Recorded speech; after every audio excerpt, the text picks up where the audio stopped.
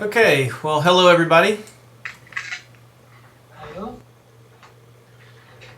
Let's go ahead and get started. We got 3 people in so far. Joan, let's start with you this evening. Then Cheryl, we'll get to you next, and Daryl, we're going to save you for third in line. All right, Joan, are you with us? Yes, I am. All right, what have you got this evening? Uh, Not much. I'm just going to stay for a few minutes. I just had one silly question. When you read shortcuts, I'm hearing an echo. I don't know if anyone else. Yep, echoes again. Yeah, we've got some audio issues going on. Is that happening with everybody, or is it just me? No, it's with me too, Scotty. All right, Joan, give us a try. Give it a try again. I don't know if it's on your end or my end. It may be on my end. Okay, when people write out shortcuts, there's a thing, I don't know, it looks a little like a division sign. Is that the shift key? Let's see. So you're talking about up here, like over here, that that right there. That, I'm sorry. Say that again. is that a That's the option key, I believe. So here's the shift key up here with this icon. So in this case, Shift Command Z does that task. Command V is paste, obviously. And over here, that would be, I believe that's Option Command T. Let's try it. option? Yeah, Option Command. So that little sliding board is represents the keyboard Command Option. All right. Oh, okay, thank you. Thank you. Okay. Let's see, Cheryl. What have you got this evening?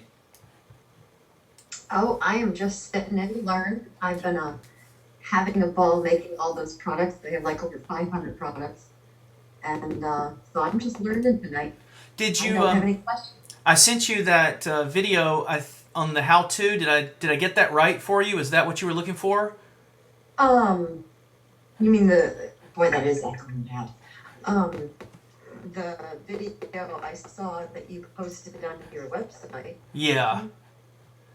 Yeah. Yeah, Um, yeah. I mean, your buttons are a little bit different places. yeah. But I was able to figure it out. And Great.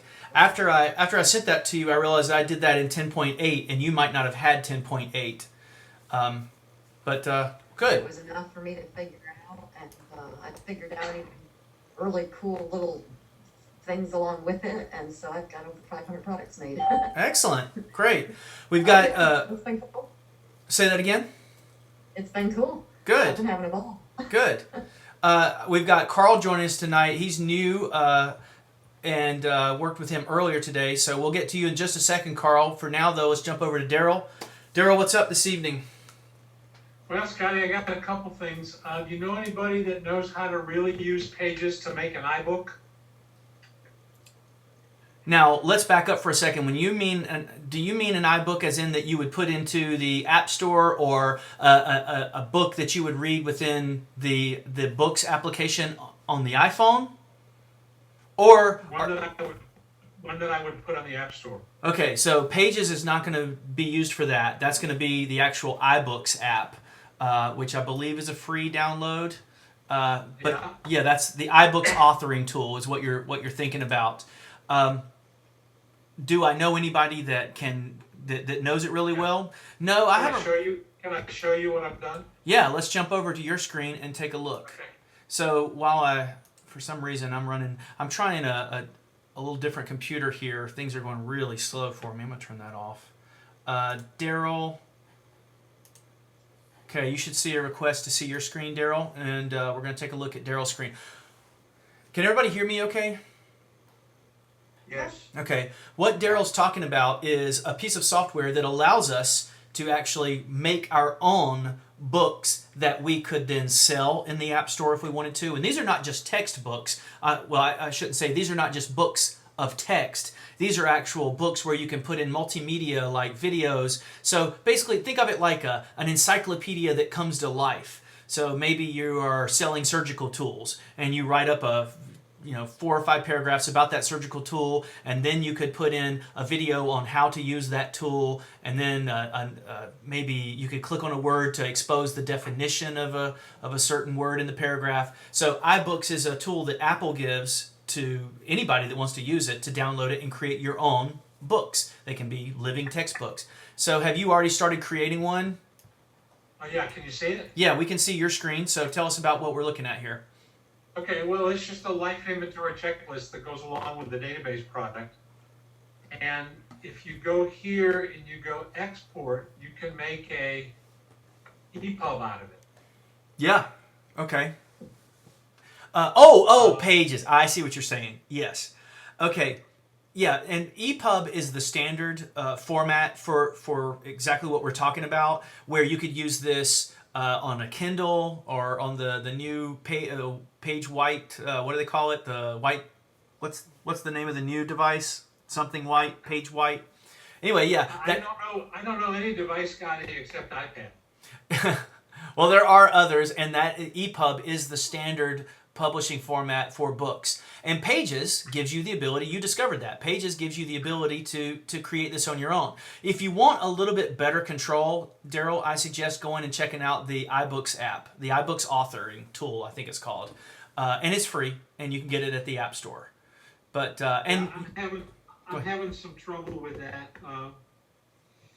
You know anybody that knows how to run that? No, I haven't encountered anybody that's using it. You know what? I just discovered why we're losing signal here. I'm in the middle of downloading a big old long thing here. Let me see if I can pause that. But no, Daryl, to answer your question, I don't. Yeah, you're kind of on your own. But Because I've got some headers here. I got some headers that I need to get rid of on this, and some of my pictures aren't coming in right. Yeah. And I've got the links working okay.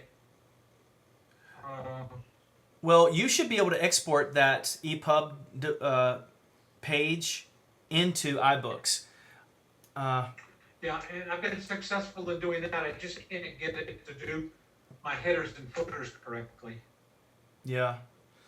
I would suggest go over to this iBooks author, because this EPUB format that you're exporting from Pages, this was sort of a built-in small little feature that nobody really knew about. You discovered that it works, but really the actual tool that's designed to do this is the iBooks author. And like I said, Okay. It's free in the App Store. Go download it, and you should be able to export that. And I think you're going to be able to fix those problems in the iBooks. And the iBooks authoring tool is very similar. Think of it as Keynote meets Pages. Okay. And for those of you listening, Keynote is like a PowerPoint type of a presentation software. Let's jump over to Carl. Carl, you with us this evening? Yes, but since I'm new, you can go with the others if you want. Well, we're just all jumping around, So do you have any questions that... I will share what happened to you earlier today with everybody, if you don't mind, without giving any personal information away. That's fine. Joan, you'll find this interesting, because I think something similar may have happened to you, or you might have been scared that it happened to you. Carl updated to Mountain Lion, and once he updated to Mountain Lion, he has two users, his user and his wife's user. And once the update was completely finished, his wife's user was just completely erased. Not completely erased, but when he booted into her user, all the applications were gone. Basically, the user was just completely broken. So that was a big mess, and that could have been a horrible thing. Now, he did have a backup, which was great, but we were able to go in and salvage and repair everything. But Mountain Lion doesn't always work out perfectly. So everything's going okay, Carl, since we worked through all these things? Well, except though, we still have issues with Joan's iPad. I lined up her iPhone with the way we talked about with her iCloud address, but with the iPad, it will not stick. And it keeps going back to the original Apple ID, and it keeps telling me that the connection to the server has failed, and so we cannot draw in the emails from the main computer. And the main computer's working fine. Okay, so let's take a look at that. You've got this. You've created a new iCloud account recently, and the suffix of that email account is at iCloud.com, which is new for a lot of us listening. I don't think anybody else listening has at iCloud.com. Many people have at Mac.com or at me.com, but Apple has just recently given out at iCloud.com. So like I said, that's new. Now, Carl, you have a Yahoo account on that iPad as well, and you have your iCloud account. Now, you're saying that on the iPad, and I've got my iPhone pulled up here, which is the exact same user interface, so it's not a big deal. But on the iPad, you're running into outgoing server problems when you're trying to use the iCloud email on your iPad. Is that correct? Right. All right. Well, do this for me. Go to your iPad, if you will.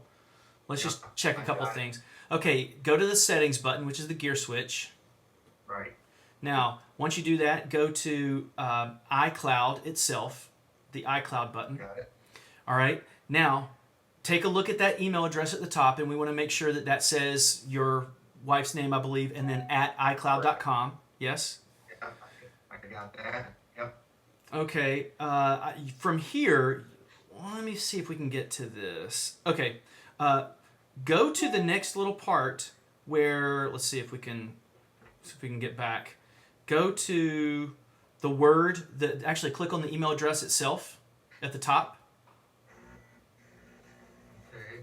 and then you're going to get to where this little payment information is. You see that? Right. Okay. Move all the way down to the bottom, and you'll go to advanced. Yeah. Okay. Select mail. Check on that. Yes, select that, and that's going to take you to the next screen. Now, from here, you see all these different servers that I have listed? Yes. Okay, all these different email addresses and things. What do you have in that area?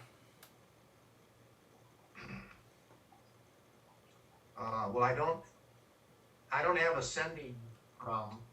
I just have the outgoing mail server. And what does that say? iCloud SMTP server. And that's checked? In other words, turned on? Is it turned on? Well, let me hit it. Yes, it's on. All right. I was hoping that we might find some problematic settings here that we could turn off. But you're saying that when you try to send a mail out, it's not going out. Is it go ahead. No, we don't have any incoming Okay. from last Wednesday. Now, when I went on to your email account earlier, you had one email in your account. Right, and I double checked that against the main computer. I did not double check it against the iPad. So go to one of the things that you can do to check and make sure. In other words, the one area that always tells the truth. Your computer can have problems, your iPad can have problems, but the one area that will always tell the truth is iCloud.com. So one of the things that you might try to do next, Carl, is go to iCloud.com, log into iCloud.com under that email address, your wife's name at iCloud.com, the password, and then that's going to get you into what is truly 100% on the server. I'm going to spend just a couple more seconds on this, and then we'll move to the next person. So you log in there. Sure. Once you get here, then this tells you how much email you truly have. And I think earlier today when we checked and I looked at that, you click on the mail icon, you had one email, which was like a welcome to iCloud. Correct. Okay, so you're saying that there is more email than that? Yeah, from the other server. The other server. Give me more, define what you mean by the other server. Well, that would be the Yahoo. Okay. The Yahoo one. All right, so Yahoo and iCloud have nothing to do with each other. Sounds like your problem is Yahoo. Is that right? That your Yahoo incoming mail is not working. Right. Ah, okay, so we're barking up the wrong tree. Your Yahoo incoming mail is what's something's gone wrong with it. So the first, So I need to be. yeah, I we're in. need to talk with that. Well, we're in the wrong section. So we've been looking at at iCloud. What you need to do next is go all the way back to settings, and go to Mail Contacts and Calendars. Then you're going to select your Yahoo email address. And once you've selected your Yahoo email address, you're going to go to and I'm just going to go quickly over this, and we're going to jump to the next person. You're going to go drill down into accounts, and then from there, you have your username and password that you're going to want to check out. And make sure, and if you want, what you can do, Carl, is delete that Yahoo account and re-add it again, and that will probably fix the problem. Okay. While Yahoo is not that IMAP-based email that we talk about a lot in Town Hall, where everything syncs, Yahoo is still POP, but Yahoo has done some little trickery in the background to make their POP email act like IMAP. So in other words, Okay. Yahoo email does sync. I would say delete that email account again, Carl, and re-add it, and you're not going to lose anything on that. Okay? Okay. All right. Thank Emma Day, how are you this evening? Let's get to you. Are you on your iPad or are you on your computer tonight? I'm on my computer, but I'm at the beach, so that's what I got down. Okay, so how's the beach this evening? Raining hard. Well, good. We don't have to be so jealous then. Do you have a question? Oh, You said it's cold. just listen. Okay. Did you get all of your wireless issues worked out with your wireless network at the beach? I'm not sure. It's not worked out on everything, but I'm connected automatically. I think with my phone, and it looks like I'm connected here. I don't know what changed, but Okay. I think it's connected. All right. Well, if you're online and you're on your laptop, that means you've connected to your wireless network, which is fantastic. That's right. Thank goodness. Yeah. Well, good. All right. Well, I'll come back down the list in a moment. It looks like we've got Joanne that just popped in. Joanne has got to get her audio turned over to the microphone and speakers. So let me see if I can open up this file to get her going. Joanne should know better if this is our regular Joanne. Let's see. Joanne needs to turn herself to mic and speakers. Well, while we're waiting on Joanne to get in, let's go back to the top. Joan, do you have anything on your mind? Run back down the list. Not that I can think. Okay. All right. Let's see. Who do we go to? Oh, Cheryl, anything else that comes up? On your website a long time ago, didn't you have like a ton of previous hall meetings? Yes, and I'm moving some things around. I'm changing some stuff around a little bit on the site. I need to finalize some things. I'm always kind of reworking it. But yeah, that's true. And all those things are still there. I only see like 4 or 5.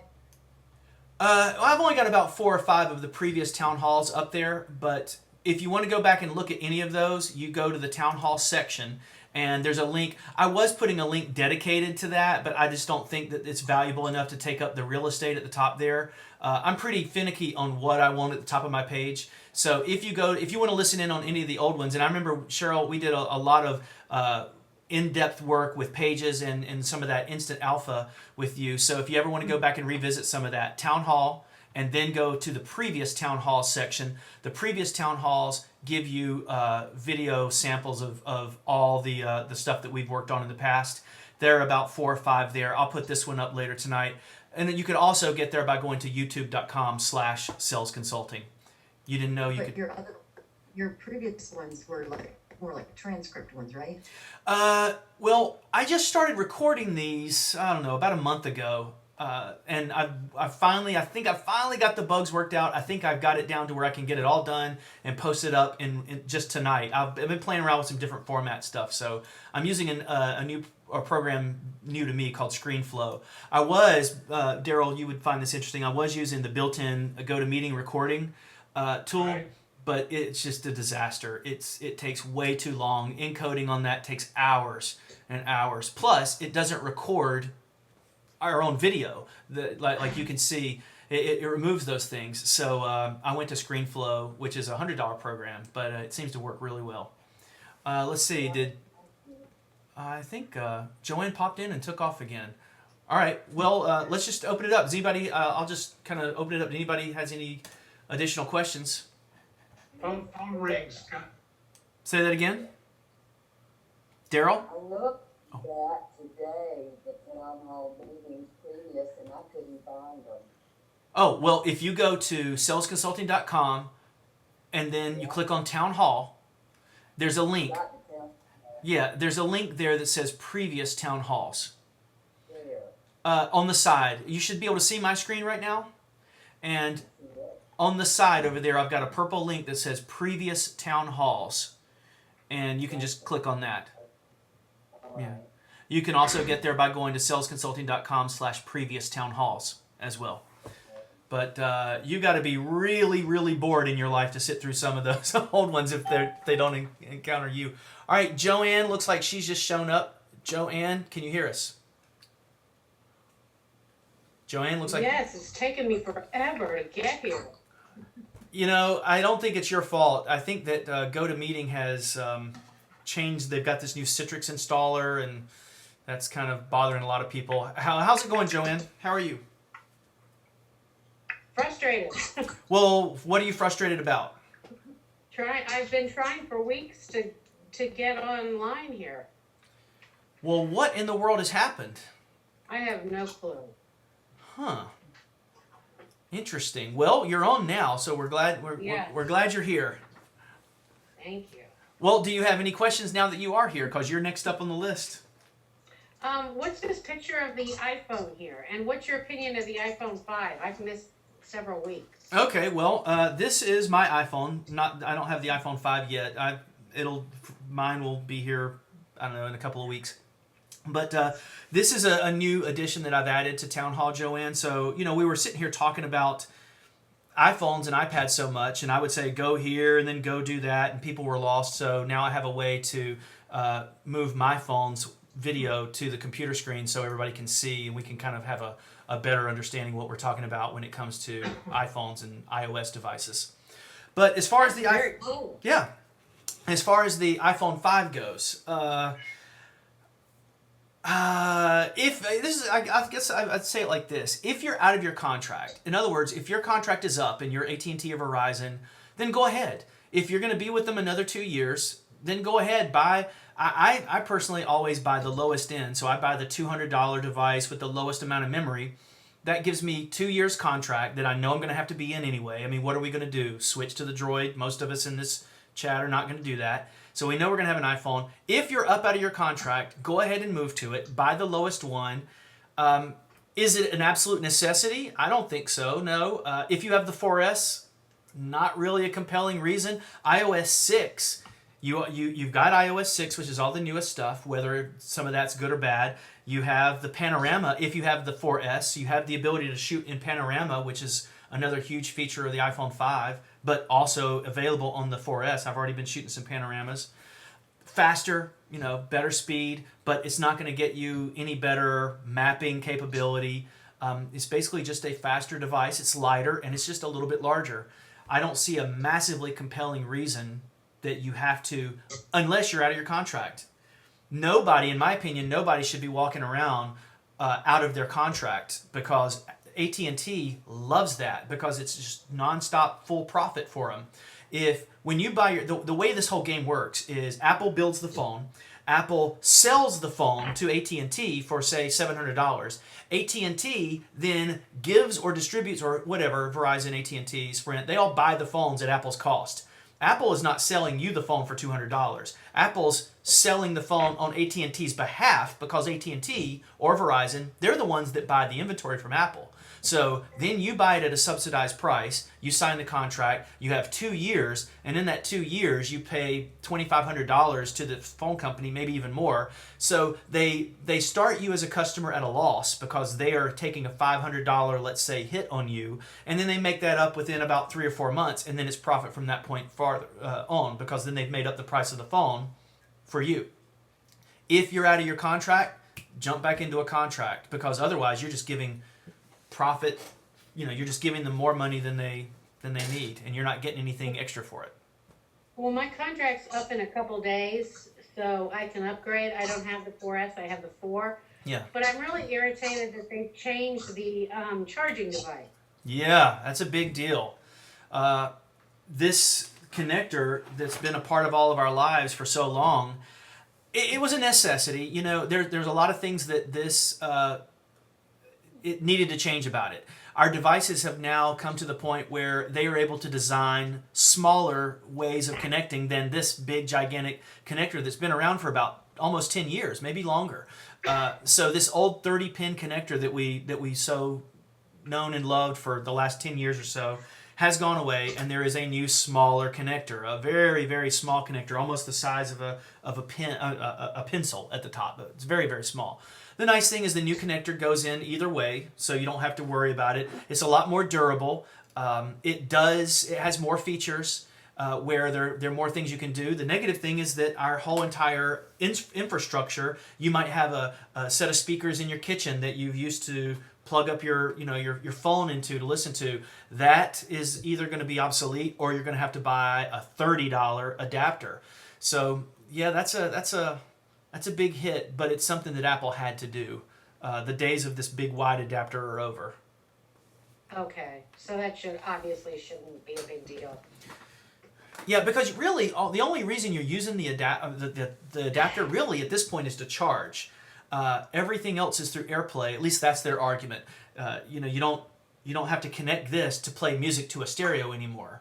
And the days of people pushing this down into a dock and then walking away from it are over. If you have an AirPlay device like an Apple TV or an Airport Express, then you go over and you share over whatever you're listening to. And this is actually how I'm getting the video to my iPhone right now. If you do a double click on the bottom, 1, 2, you bring up your little window at the bottom down here. And if you scroll all the way to the left, if you have an AirPlay device, then that little television icon shows up. You click that television icon, and then you can send either your video or your audio over to any devices. So I have, let's say, an Apple TV downstairs, or I'm sending it right now to my Mac. That's what you can see there, or an upstairs. So I can send it to all different places. So you don't need to plug that. There's a lot less need for this cable. Okay. All right. So yeah, go ahead and get it. I say. All right. Anybody want to open it up to another question? Just jump in. Yeah, Scotty, is there any way to change the length of time that the phone rings I don't think so. I've never found it. before it goes to voicemail? I don't think so. I've never seen that setting anywhere. Anybody in here ever encountered that? Now, you know. Where's David? Where's David when you need him? Yeah, that might be available on at your carrier, like Verizon.com. You could set up. I'm doing something really weird right now. I've taken the voicemail answering service that's built into the phone off. So when people call me, it forwards to my Google Voice number. My Google Voice number then dictates out it turns the voicemail into a text message, and then it text messages me whatever somebody said to me. Now that's free, and it's kind of complicated to set up, but it's cool that when somebody calls me, I get a lot of phone calls, and I'm not going to sit here and listen to the last 45 messages that I've gotten from people. I'm not going to do that. So instead, what I do is I have that automatically texted to me. Now the negative part about that is, let's see if I can find one of those in here. See if I can find one. I usually erase them out, but it's really comical. No, I don't think I've got it in there because Google Voice doesn't get it exactly right.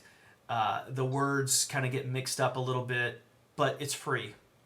But what you can do is the reason I bring that up, Daryl, is that in Google Voice you can set how soon it answers in Google Voice. So there's probably a setting at the carrier to how many times it will ring before it goes to voicemail. And I think that's on the carrier's end, not the iPhone's end, but I'm not sure. Yeah, well, you never answer your phone. No, I don't. Which is okay. Yeah. There are some calls that I would like to answer. Yeah. But there are some calls that I'm so far away from the phone, or I just can't get to it, that it goes to messaging me before I can get to it.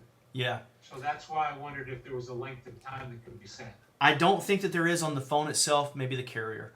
By the way, another feature of iOS 6 now is that when someone does call, you can text them back automatically. You can set up a set of text where, and you guys may have seen that, where it's an auto response. So you call me and I don't want. Can you make your own? Can Can you make your own text? I believe you can. I haven't done it yet, but it's on my list of things to do in that response. Yeah, I believe you can. Another really nice thing for you guys that don't know is the privacy feature. Let's see if we can find it. Oh, the do not disturb. That do not disturb gives you the ability. Let's see if we can go in. Where is it? Oh, here it is in privacy. No. Where is it where it gives you the ability to say after 10 o'clock at night or after 11 o'clock at night, let's see, not to be bothered with calling anymore? You guys know what I'm talking about? No? No. Do not disturb. Yeah, but then there's a set of settings. Yeah. There's one. Where is that setting? It's right in front of me, I'm sure. It's just above iCloud. It's just above iCloud. The privacy, I don't think. No, that's not it. The privacy setting. There's a setting that gives you the ability to set the time for when your phone stops taking calls, and then you can set, well, except for these people. So if my mom calls, it's gonna ring through. But if Daryl calls, it's going to send it straight to voicemail after 11 o'clock. Unless Daryl calls more than once. If he keeps calling me, then it will ring my phone. Let me see if I can find where that setting is. If anybody else finds it before me, yell out.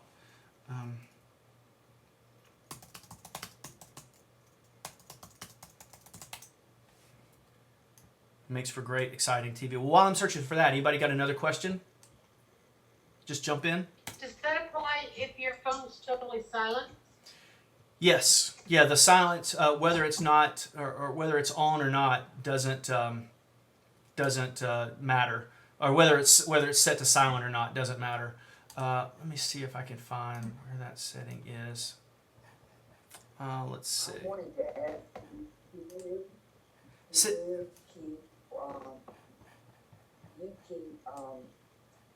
Wi-Fi on and then it goes to automatically connect to roaming when you're not at home.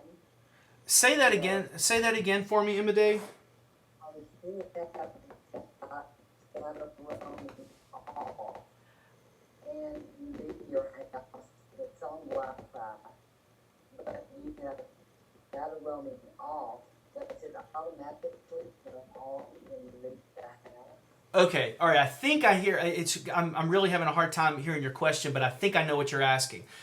She's talking about data roaming. By the way, I found that for everybody. If you want to set your do not disturb, it's in the notifications. So you can turn do not disturb on or off, and then you go into notifications, which is kind of a weird place, I guess. And then you can say, well, in do not disturb, now I can say, okay, after 11:30, and I've got it set right now that after 11:30. I don't want my phone to ring at all, and don't ring again until 7 o'clock, unless you're in my favorites. If you're in my favorites, then I'll hear my phone ring, all right? Or if people repeatedly call me, then maybe it's an emergency they need to get through. So that's there. Now, to answer or try to answer your question, Emma Day, back to settings. If we go to Wi-Fi, and you walk into your house, and you join your network. My network is called Saigon. So you join your network on your phone. When you leave, your phone jumps back to the data network, AT&T's cell towers or your Verizon cell towers. But when you come back home, it's supposed to automatically rejoin that network again. So I walked in tonight, and my phone, you can see right here in the icon, my phone joined the wireless network. And that's what you want to be on, because you have unlimited data in your house as far as the Wi-Fi network goes, but when you're out on AT&T's network, you have limited data and you're connecting over the cell tower. Now, roaming is a whole different conversation. So before we talk about roaming, Emma Day, does that answer your question at all? Well, how do you set it in settings? You set Wi-Fi on, Yes. but you set data off, data roaming off. Well, the data roaming is a whole different thing. So let's talk about data roaming. I would say you turn your data roaming off. And what that means, if I'm not mistaken, and if somebody understands it to be different than me, then please correct me.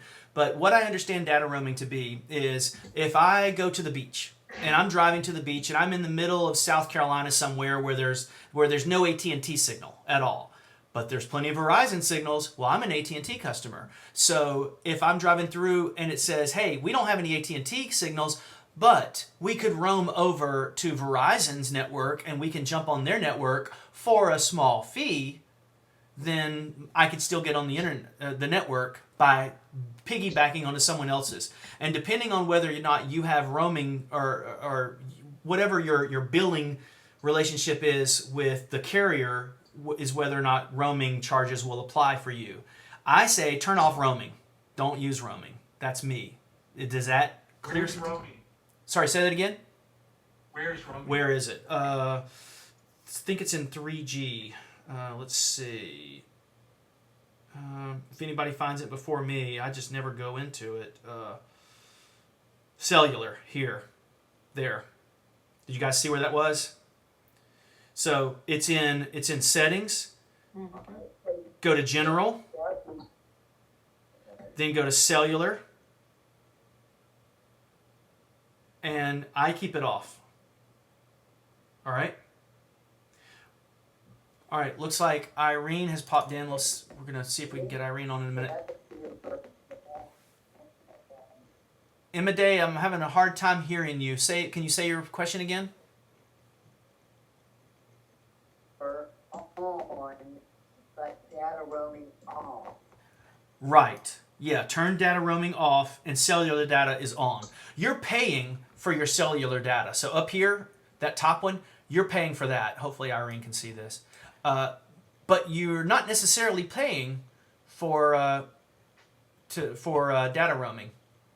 All right, and you can even say it says turn off data roaming when traveling to avoid charges when web browsing and using email or other data services. One of the things that a lot of people don't understand about any device, whether it's a Droid or an iPhone these days at all, is if you're carrying this phone around, it's talking to the internet. It's talking to the internet constantly. It's checking for email. It's getting weather notifications. It's always talking to the internet. So if you go to Paris and you say, well, I'm not gonna make any phone calls while I'm in Paris, France, and you didn't sign up for the international plan, then your phone is checking its email. It's getting Facebook notifications. It's doing all these things, and that's data. And you're gonna get charged a lot of money if you're not careful.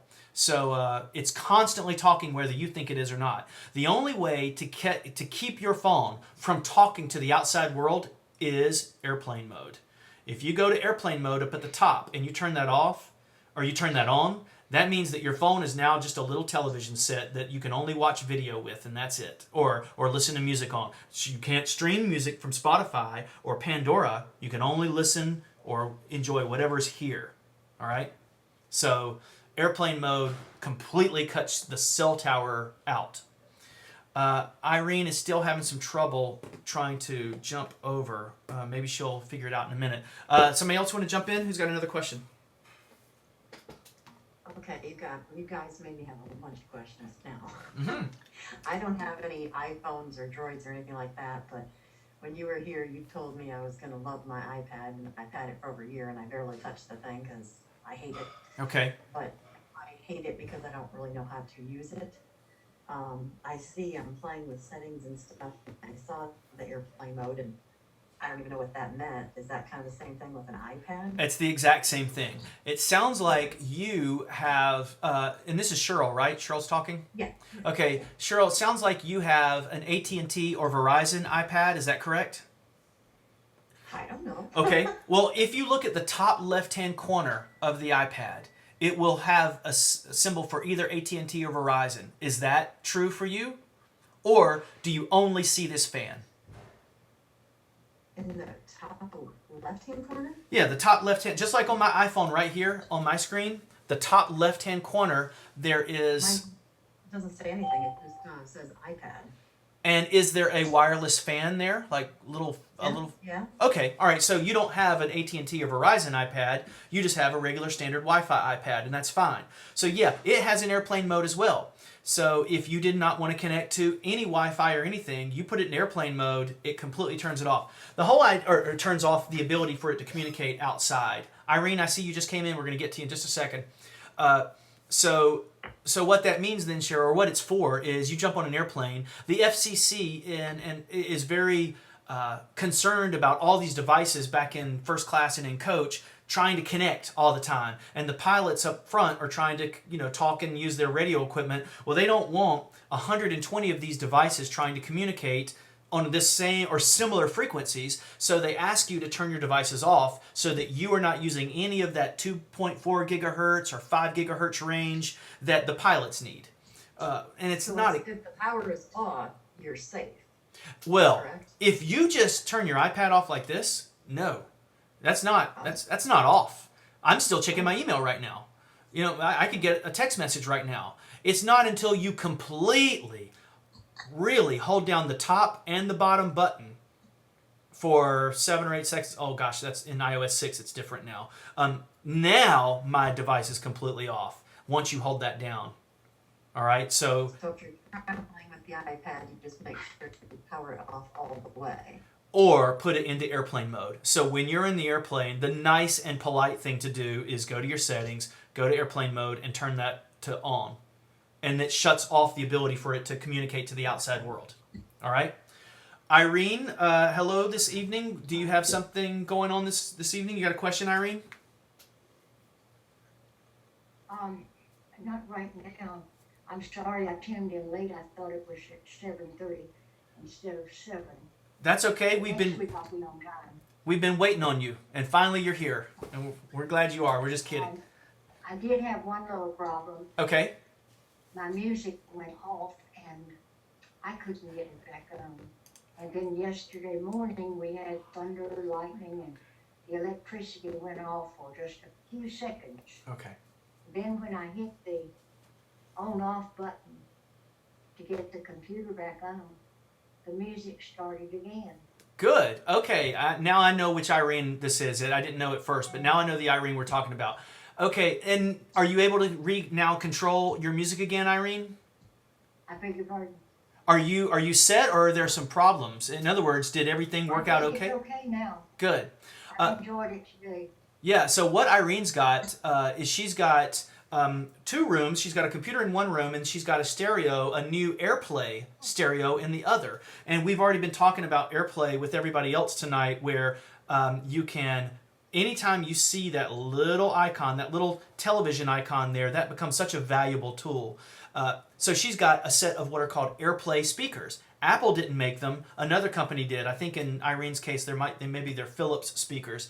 And she's using Pandora on her computer, and she's streaming Pandora over to the AirPlay speakers in another room. So anytime she wants to listen to music, she goes to her computer and she chooses the music she wants to hear, and it streams it wirelessly to this set of speakers sitting in another room.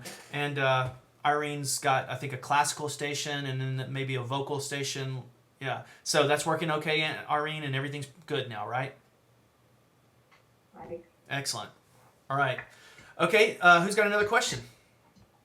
Scotty, about merging Apple IDs. Is there any talk about that? No, I haven't heard anything. And by the way, we have a very broad range of users in here tonight. We have very beginning users, and we have some very advanced users. So we're going to skew toward the beginning users as best we can. So you might hear me explain some things. What Daryl is talking about is Apple IDs, which are a thorn in all of our sides. All of us have multiple Apple IDs. At one time or another, and an Apple ID, what that is it's usually an email address that Apple has assigned to you. Think of it like a social security number. It's a number or a set of letters that is unique to you. And so many of us have an Apple ID that maybe we used when we had an AOL email address 10 years ago. And now we have Apple IDs that have that are Roadrunner email addresses. And now Apple wants to give us a new Apple ID that is at iCloud.com. And Carl, you're going to run into this kind of situation too. We talked about this. So we all have these Apple IDs from our past.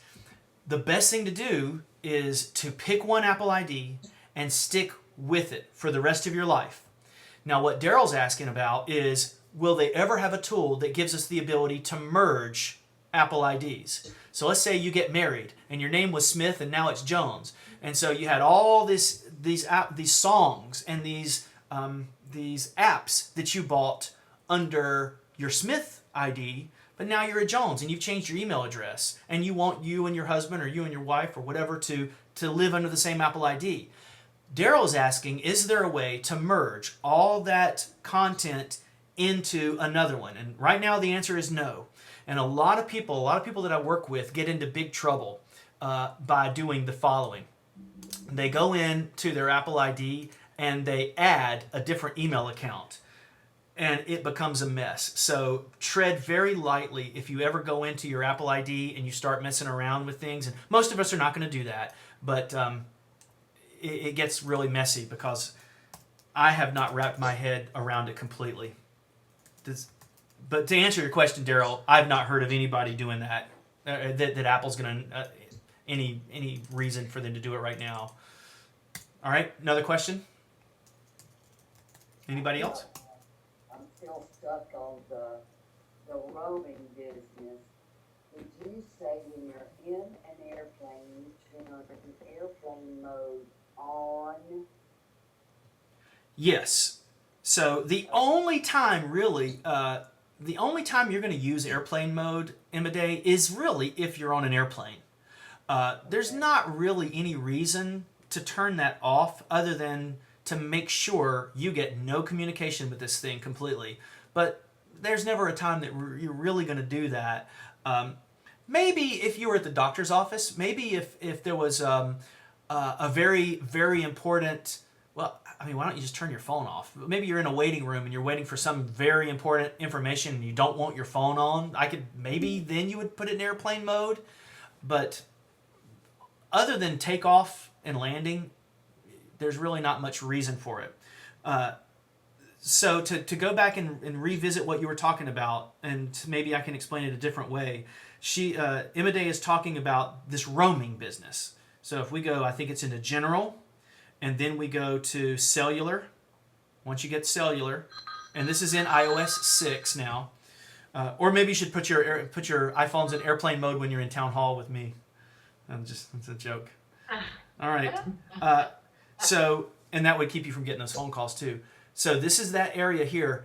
You want to leave your cellular data on, Emma Day, because if you turn that off, then when you're driving down the road, you can't get a phone call. You're driving down the road, you can't get your email. Of course, you shouldn't be checking your email at that time, but maybe you're a passenger, let's say. You turn your cell data off, you can't get maps. So you want to leave that on.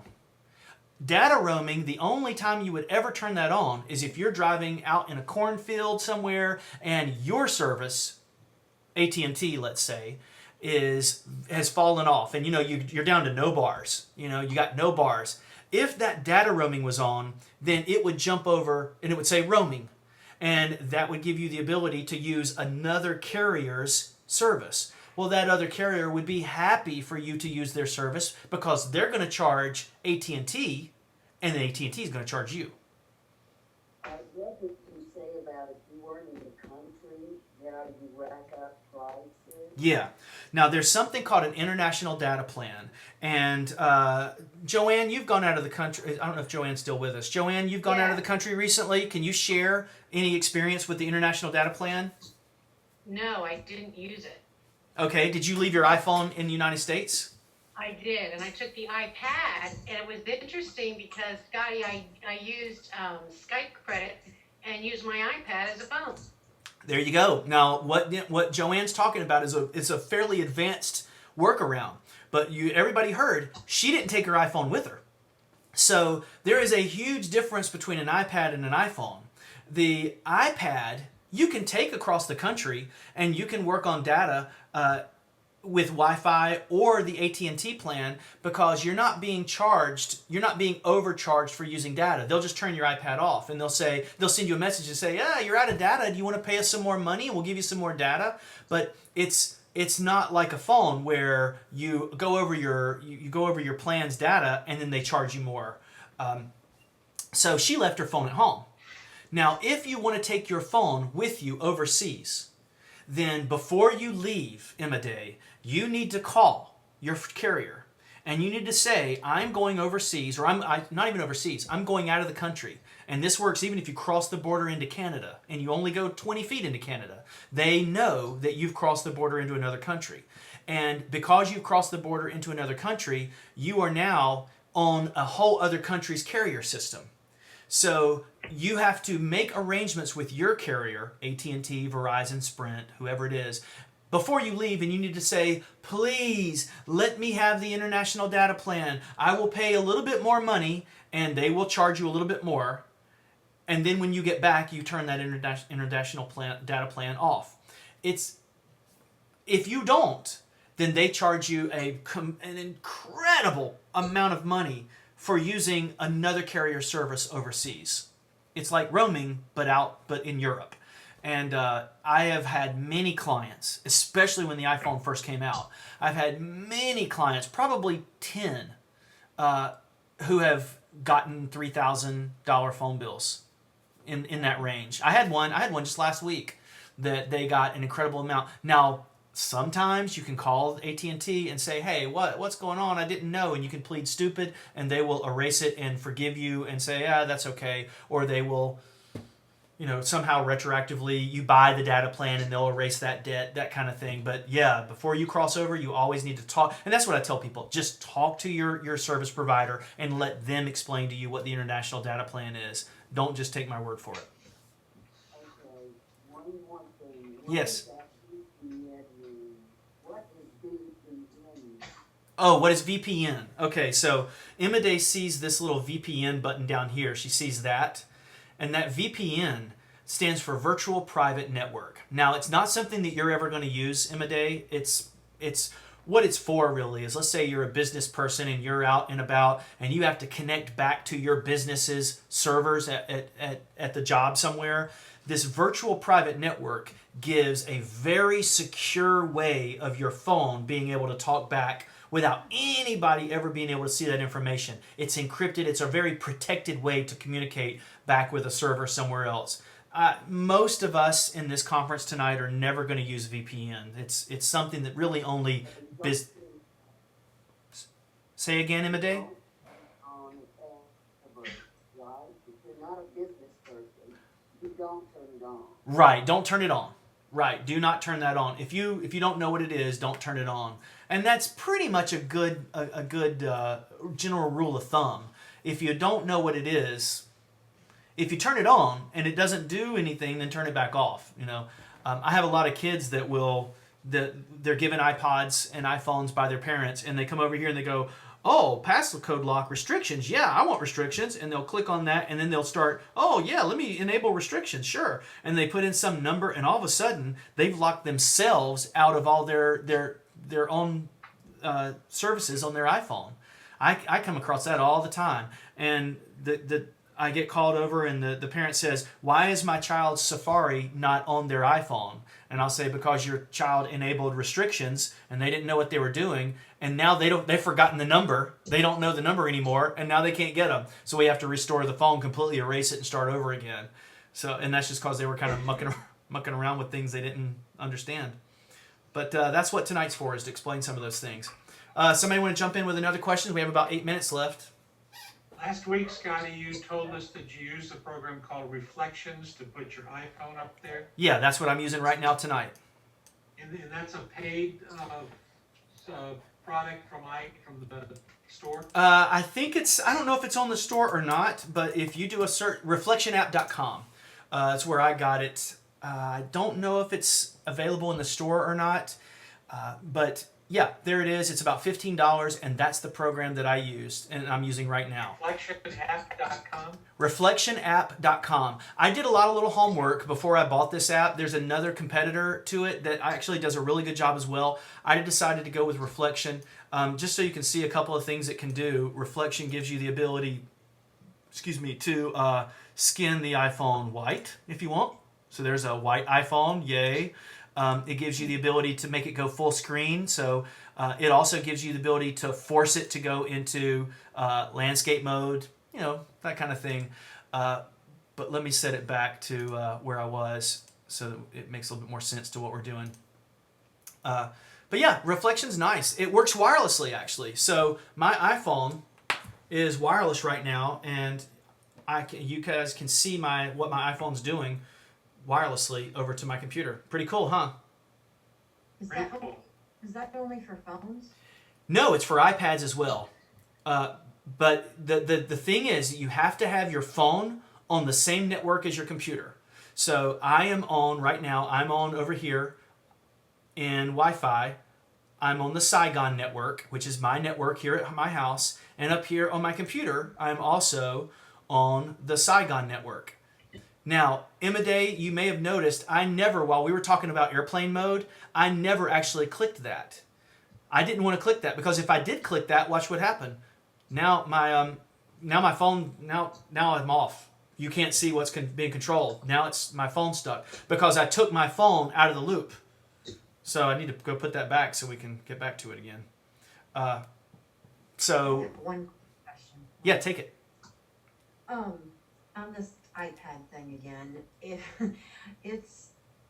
downloads all my emails that come into my iMac into the iPad. Is there a way, being that my iPad is looked at by my daughter and other people use it, to block my emails that you have to have a password to get into it? Yes, you can do it one of two ways. You want your daughter to use the iPad, but you don't want her to see your email. Is that correct? Or, Correct. okay, but it's not the case that you want your daughter just to keep her hands off your iPad. Correct. Okay. Well, the only way to do that then would be to remove the password from the iPad's settings. If you remove the password from the iPad settings, I think it's going to want to remember it every single time. If I go over, let me get Like if you're at somebody else's computer and you want to send into webmail, you have to type in your password. But Right. the iPad, anybody can get into my emails. That's true. That's exactly right. Unless you password protect your iPad. Now, if you password protect your iPad, you're password protecting the entire iPad and not just the mail. And that's why I asked that question the way that I asked it a moment ago. Let me see if I can get my see, Day, I shouldn't have turned that airplane mode back on because now my iPad's not, now my device isn't on. That's what I get for listening to you, Day.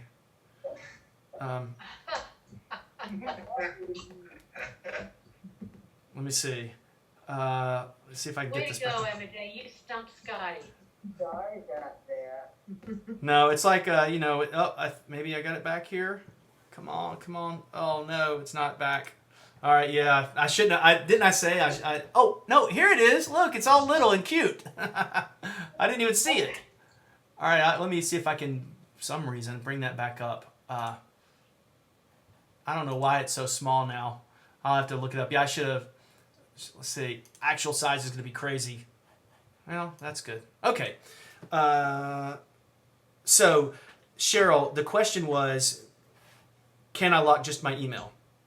And the answer to that is sort of. iPad, not phone. Say that again? Yeah, it's the same. It's iPad, the iPad. yeah, it's the same operating system. So it doesn't matter. It's the same. You're going to see the same sort of things here. So one thing that we could do that we can talk about while we're at it is if you go into General and you go into, I think it's Security or Pass Lock. All right. Now, if I put a pass lock, and I'm going to put a pass lock in here, number. You Now- mean passcode lock? Yes, passcode lock.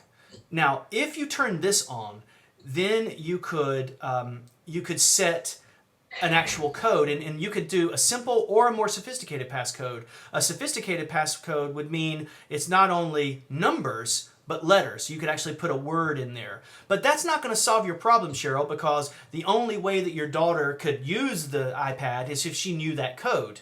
So that's not blocking out email. Now, the other quandary that we have here, Cheryl, is that if you go into your email settings, and now I'm going to go back, let me start back from the beginning. I'm going to go to settings, there. Well, sorry. Go to settings, and I'm going to go to mail contacts and calendars, which is here.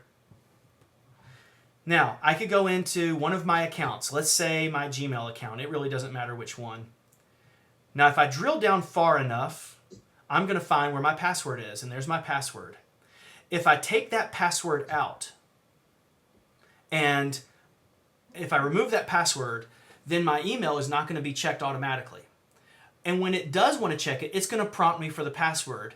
Now, the problem is, Cheryl, when you put that password in again, it's going to just remember it again.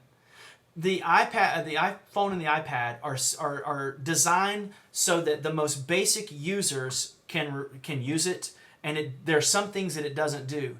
I don't know of a way for it to not store your password, but Google might. If anybody ever has a question about something, the first thing you should do is ask Google. So let's see, iPhone.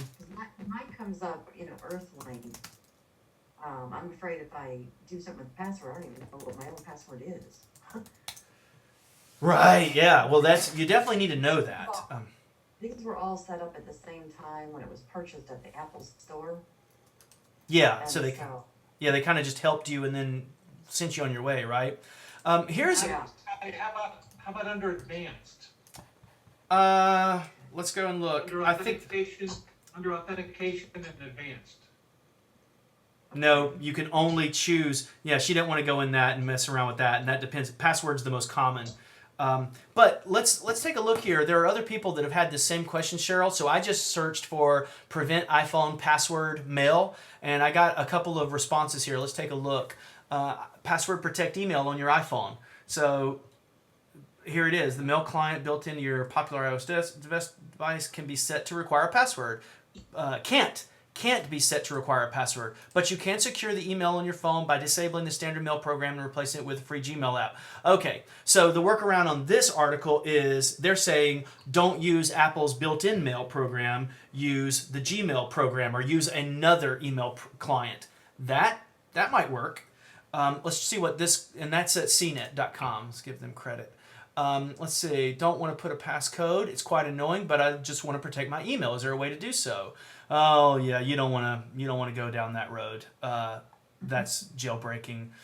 Yeah, and this person says, hey, just check your email via Safari, which you could do. So in other words, Cheryl, yes, it's possible, but you're going to need to inconvenience yourself and not use the stamp, or not the stamp, the little letter envelope icon. Okay. On your iPad, there's a little letter, an envelope there. You see that? I've got 135 right there. That's your email icon. Okay. That's where you get your email. So you click that, and then that takes you to your email. Right, but you're saying like I could go to like webmail and look at there. Yeah. The only problem is automatically deletes from webmail when it syncs into my iMac. No, that depends on your email server. Now, there's two different types of email, and the email should not. It doesn't have anything to do with syncing your iPhone. So let's take a step back real quick and let's talk about the difference between email accounts. There is POP email, and then there's IMAP email, and IMAP is the email that you want. Now, what is the end of your email, Cheryl? Is it at earthlink.net? Correct. All right. That's POP email. And POP email is absolutely terrible, bad, horrible, and you need to get off of it. I can't be mean enough about that because Earthlink is not investing any money at all in your email experience. They're making their money on providing you internet service, and that's fine. But what if, and you need to get off of Earthlink. Now, that doesn't mean you need to leave their internet service. Continue to use their product if that's fine for you, but don't use their email. If you go to an email service like Gmail or iCloud.com, like Carl uses, if you use one of those services, those are IMAP based. And what that means, thanks, John, what that means is everything syncs automatically. So you're using Earthlink, which is POP, and nothing syncs very well at all. You might have 135 over here, and then you get to your email client over here, and you got all these others. So the first problem, Cheryl, is change off of Earthlink. I know that's hard to do, but I'm planting the seed. I want you to start thinking about it. And you could go to a Gmail account for free, and it's wonderful because it's exactly the same in every. Does that? But wouldn't that cause a problem for like, I have like 3 different businesses going on type thing. Yeah. I mean, all these people contacting me, they have Right. an email as Earthlink. Right, that's exactly right. And that's the next question that I always get. Well, I don't know why that went down like that. So what you do is you go to earthlink.net or earthlink.com. I'll show you here. If, let's say webmail.carolinadar.com in this case. You go to your email client, the actual email interface on the web, and you log in and you set it to forward. Now, if you log into earthlink.com, there is going to be an ability to forward that email. And what happens is if you forward that email to, let's say, your brand new Gmail account, then that's fantastic because if Uncle Larry from 2 years ago doesn't know that you've created a Gmail account, or a business partner doesn't know that you've created this new email account, they email the old Earthlink account. Earthlink forwards it to your Gmail account, therefore turning it into an IMAP account automatically. You're not checking your Earthlink account, you're waiting for it to show up in Gmail.